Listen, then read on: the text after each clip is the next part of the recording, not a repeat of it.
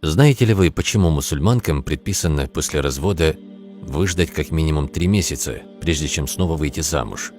Казалось бы, зачем это делать и в чем мудрость такого предписания священного Корана?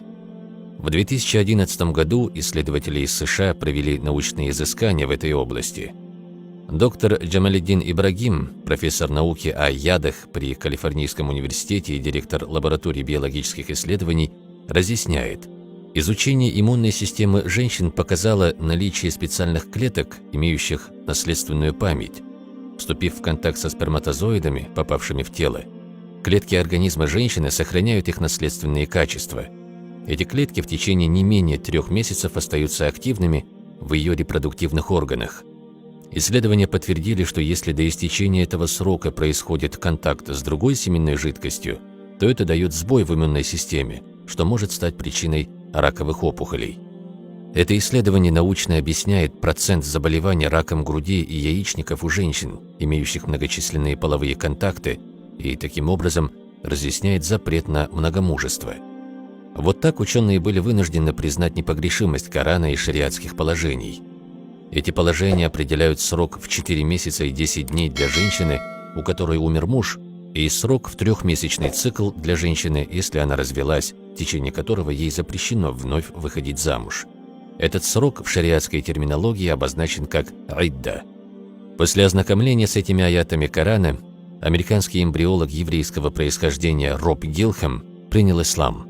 Внимание ученого из института имени Альберта Эйнштейна привлекло кораническое предписание о воздержании разведенных женщин от замужества на установленный шариатом срок. Дело в том, что, согласно его собственным исследованиям, именно такой срок требуется для того, чтобы организм женщины полностью очистился от хромосомного мужского в кавычках «отпечатка». Как рассказал доктор Абдельбасет Ас-Саид, профессор медицины при Египетском национальном центре, в ходе исследований Гилхэм выяснил, что после полового акта организм женщины в течение каждого месяца очищается от мужского в кавычках «отпечатка» только на 30%. Полное же очищение происходит через 3 полных женских месячных цикла, а именно такой срок предписан в Священном Писании. Данное открытие стало для исследователя весомым аргументом в пользу божественной природы Корана. Первоначально свои исследования эмбриолог проводил в одном из мусульманских районов США, а затем в немусульманском районе.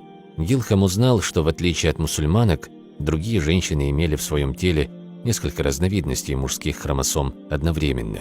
Обследовав свою собственную жену, ученый нашел у нее 3 вида хромосомных отпечатков разных мужчин, что свидетельствовало об ее изменах. Он пришел к выводу, что из 3 его детей только один является его биологическим ребенком. Мусульманки – самые чистые женщины на земле, резюмировал эмбриолог.